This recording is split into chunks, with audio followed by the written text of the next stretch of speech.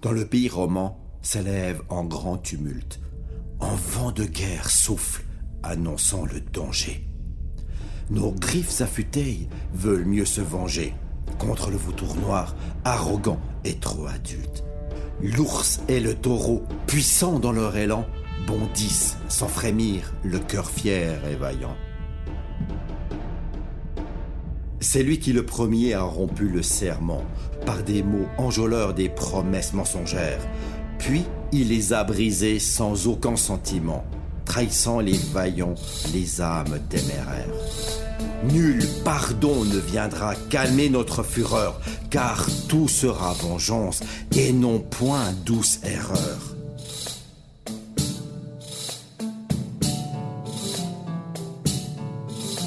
Avec 3 rois dressés au cœur du champ de guerre et 7 fiers princes prêts à suivre leur dessein, il veut briser l'élan de notre noble lien pour l'offrir en présent à sa cour tout entière.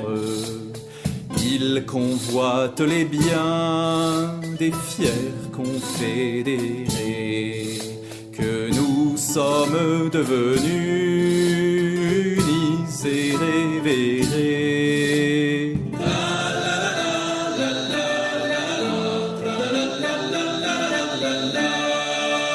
Et aussitôt que l'ours vit l'ombre du danger, aux fiers confédérés il tendit la serpe d'or pour lancer la manœuvre et frapper sans remords. Des hommes valeureux, prêts à se déployer, résistent avec ardeur, sans crainte ni chagrin, et tiennent fermement le sol entre leurs mains. C'était un samedi, l'aube encore incertaine. Nous marchions vers vos marcules, cœur vaillant, unis dans le silence, avançons fièrement, sans savoir que le duc, caché dans la plaine, était tout près, armé d'une sombre rigueur, prêt à fondre sur nous, animé de fureur.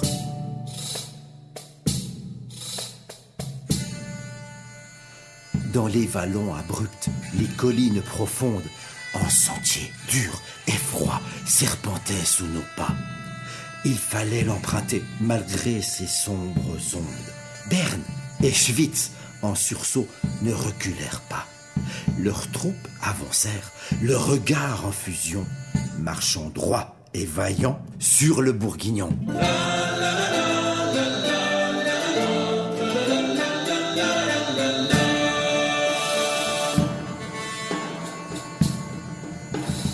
Mais ce dernier rêvait d'un carnage infernal, égorger les Bernois, croyant les isoler. Il frappait en tous sens dans un élan brutal, 10 contre un seul soldat, voulant les acculer. Mais ces fiers combattants, pleins d'un feu souverain, se défendaient debout, le cœur ferme en leurs mains. Alors Duric, porté par l'ardente clarté, frappe avec ses soldats brillants comme des flammes. Lucerne en fait autant, sans peur ni vanité. Zug, Glaris, Unterwald, dressés comme des lames. Dans un froid courage, il frappe sans faillir. Et l'ennemi, vaincu, se met à défaillir. Quand le taureau d'Uri rugit dans les vallées, les Gaulois dans la plaine tombèrent sans retour. Sous le tranchant du fer, leur ligne balayée, le roi de Naples perdit son char d'amour. Son trône fut brisé, sa gloire mise à bas. Et l'on prit son carrosse aux ors et aux sabbats.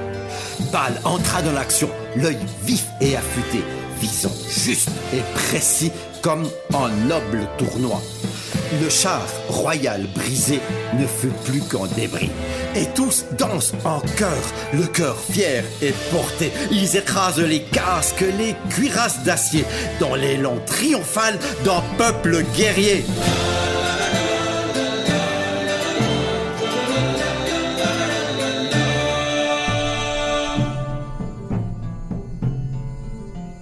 L'affront dura longtemps, la course fut ardente. Ils furent poursuivis sur 2000 entiers. Et le duc, en plein jour, fuyant ses chevaliers, courut vers Orbe en plainte déchirante. Mais la ville fermée refusa son secours, malgré ses cris amers et ses tristes discours. La troupe allemande en furie le pourchasse et le pousse au lac Noir sans répit ni détour. Il faut nager soudain ou sombrer sans retour.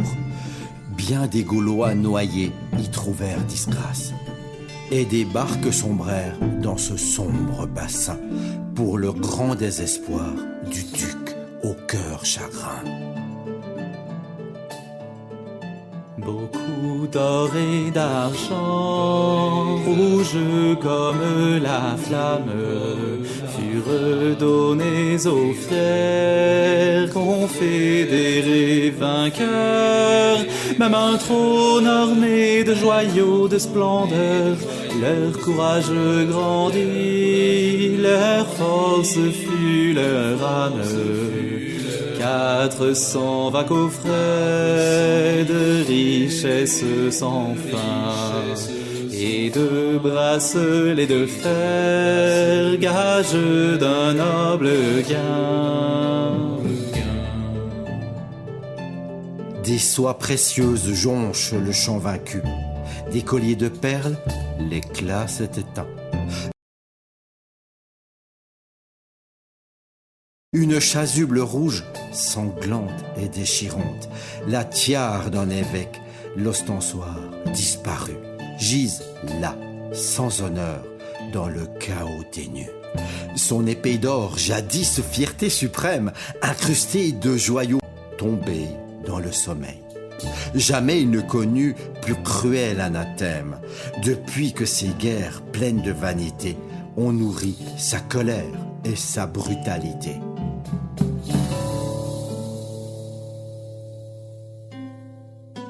Ô Charles-Duc, comprends-tu ton malheur? Tu portes la rancune et la haine des Suisses. Tu ne gagneras rien, ni trône, ni délices. Aucun seigneur n'a conquis notre ferveur. Tu n'auras pas nos biens, ni notre loyauté. Et ta rage grandira dans l'obscurité.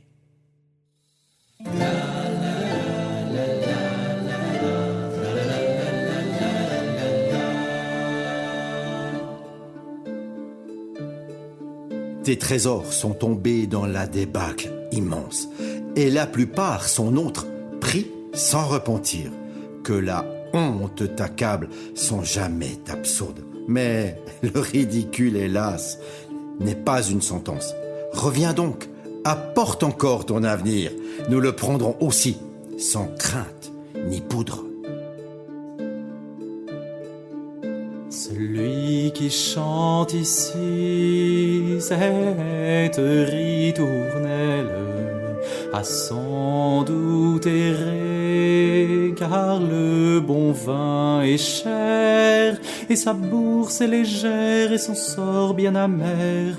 Il se plaint doucement d'une voix solennelle et demande à chacun, sans trop de bruit ni phare, une modeste offrande pour remplir son regard.